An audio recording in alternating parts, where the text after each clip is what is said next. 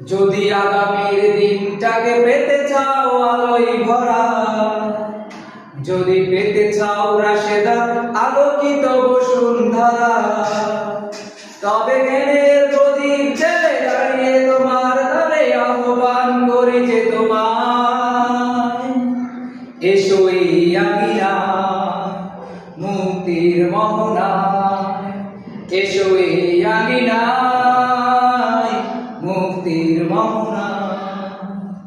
লক্ষ প্রাণের বিনিময়ে পেলাম স্বাধীনতা।